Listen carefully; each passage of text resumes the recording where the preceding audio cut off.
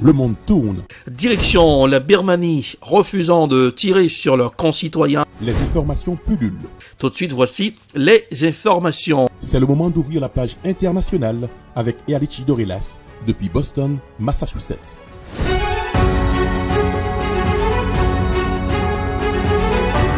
Mesdames, Messieurs, bonsoir. Bienvenue dans la page internationale au grand journal du 14h en direct depuis la newsroom dans la capitale des grandes universités du monde, Erlich Dorelas. Pour la présentation, Colonel François, Smith, Jean-Julien, à Jacmel pour présenter ce grand journal. Roubans assure les manœuvres techniques. Bonsoir aux auditeurs de la radio évangélique Hosanna 102.3 FM. À Jacmel, Surfside, les experts de la défense passive de Tassahal sont à pied d'œuvre sur le site de l'immeuble effondré de Surfside à Miami. Alors que l'espoir de retrouver les survivants est désormais presque nul, le bilan provisoire de la catastrophe est de 12 morts et près de 150 personnes disparues. Voici un reportage signé I24 News. Garder espoir, tel est le mot d'ordre du colonel de réserve Golan Var. Une semaine après l'effondrement de l'immeuble de Surfside, l'équipe de sauvetage israélienne sur place continue à y croire. Nous trouvons chaque jour de nouveaux espaces, de nouveaux tunnels. Si nous le pouvons, vous pouvez pénétrer dans le site, mais ce n'est pas suffisant en ce moment. L'unité israélienne de sauvetage de Tsahal se compose de 15 officiers de réserve du commandement du front intérieur, tous les meilleurs experts en ingénierie. Avant de partir pour les États-Unis plus tôt cette semaine, l'équipe a construit un modèle 3D du bâtiment en se penchant sur les informations recueillies des familles des personnes portées disparues. Objectif, localiser les chambres des occupants lorsque le bâtiment s'est effondré en pleine nuit. Mais cette étape est longue et rigoureuse. Le sauveteur israélien explique les difficultés auxquelles son équipe est confrontée. Si vous regardez la pile, comme nous l'appelons ici, vous verrez 9 mètres de gravats. Mais ce que vous ne verrez pas, ce sont les 7 mètres de gravats qui sont entrés dans le parking. Tous ces 16 mètres de gravats représentaient les 51 mètres du bâtiment, tous fracassés les uns contre les autres.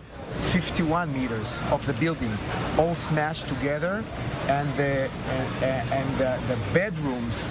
Les chambres où les gens dormaient à 1h du matin se sont effondrées en premier. Il faut donc creuser 4 mètres de béton pour les atteindre. So we have to dig 4 meters of concrete to reach them. Et depuis peu, les conditions météorologiques locales constituent un obstacle supplémentaire.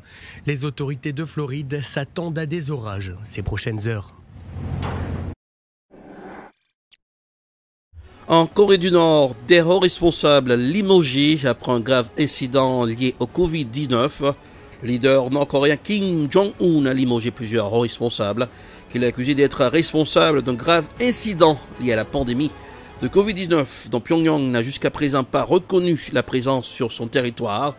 Le reporter de France 24, Luis Paligiano, va faire le point en décryptant la situation en Corée du Nord.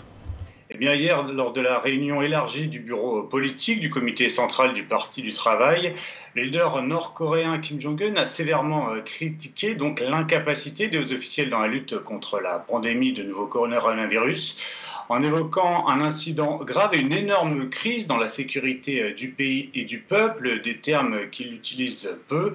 Concernant cet incident grave, l'agence centrale de presse nord-coréenne, la KCNA, n'a pour le moment pas apporté de précision, mais le fait que le dirigeant du Nord évoque une négligence professionnelle lors de l'exécution de décisions importantes dans la lutte contre la crise sanitaire a immédiatement laissé penser qu'il pourrait s'agir d'un cas de coronavirus ou d'un manquement aux strictes mesures de contrôle antivirus aux frontières.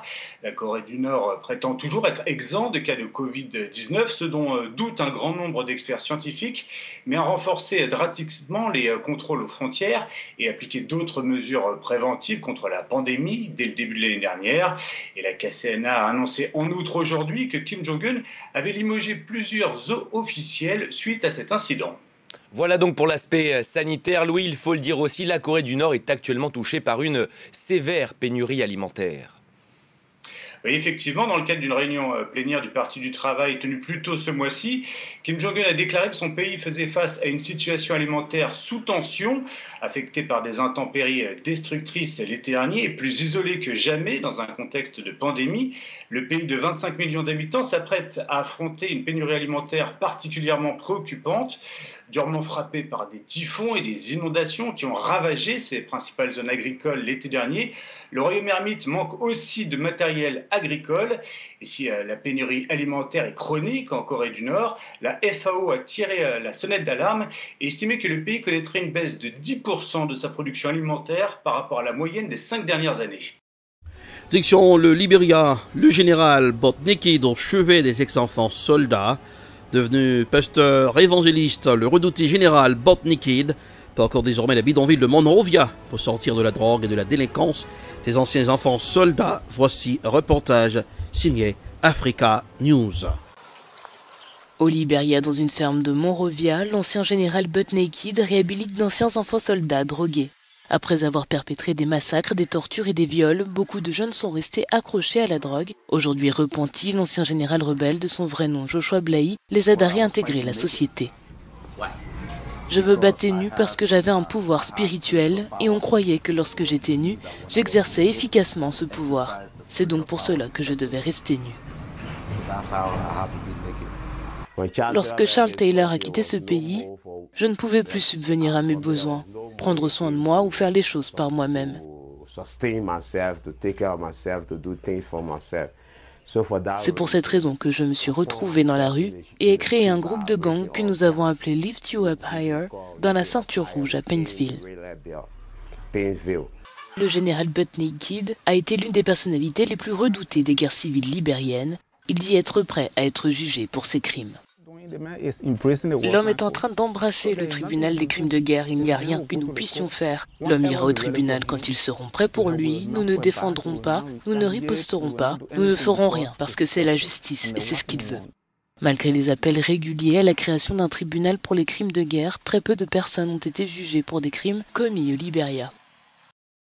Direction la Russie, des journalistes de médias d'investigation Project perquisitionnés à leur domicile. Les autorités russes ont fouillé mardi matin les appartements de 3 journalistes du journal Project, connus pour ses enquêtes sur les puissants du gouvernement de Vladimir Poutine. Les autorités revendiquent des bases légales. Les journalistes y voient une tentative d'intimidation. Voici un reportage signé Euronews. C'est une atteinte de plus à la liberté de la presse en Russie. Les autorités ont commandé mardi matin une fouille des appartements de 3 journalistes d'investigation du journal Project, connu pour ses enquêtes sur les puissants du gouvernement de Vladimir Poutine. Ils ont saisi tous les appareils électroniques, les bloc-notes, les clés USB et les ont interrogés sur une affaire de diffamation datant de 2017. Je suis sorti de la voiture et soudainement je me suis fait attaquer par des hommes agressifs. Ils ne descendaient pas d'une voiture de police. Ils m'ont mis les bras dans le dos, m'ont insulté. D'autres policiers sont arrivés à ce moment-là et à partir de là, ils ont arrêté de me maltraiter.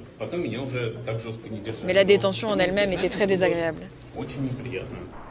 Le porte-parole de Vladimir Poutine dément toute action contre la liberté de la presse et revendique les bases légales de cette fouille. Des actions pareilles n'ont pas lieu sans base légale. Nous ne connaissons pas la nature des accusations portées par les forces de l'ordre. Nous en avons pris connaissance avec les médias.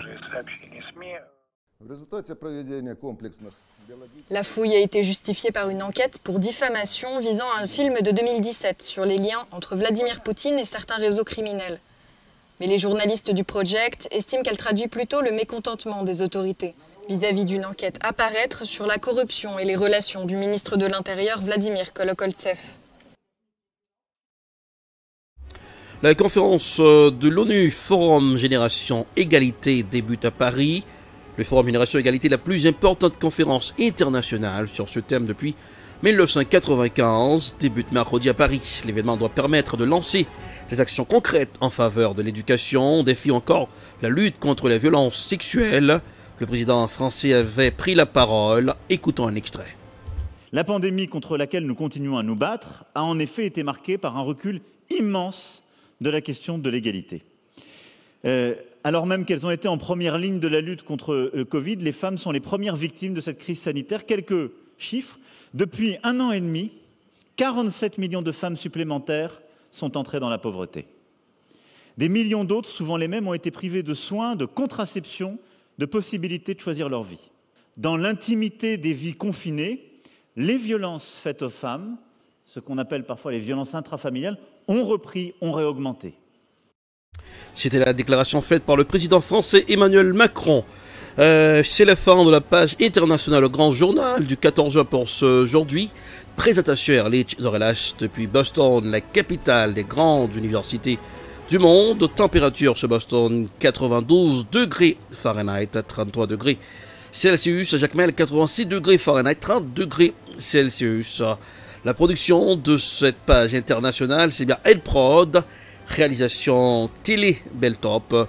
Bonsoir Joannel, bonsoir Smith Jean-Julien, bonsoir Robin, la Dream Team en action pour ce grand journal. Passez un excellent mercredi en compagnie de la radio évangélique Hosanna, 102.3 FM à Jacmel. Bonsoir et gardez le sourire, ça rajeunit le visage. À demain. C'était la page internationale avec Ehrlich Dorelas.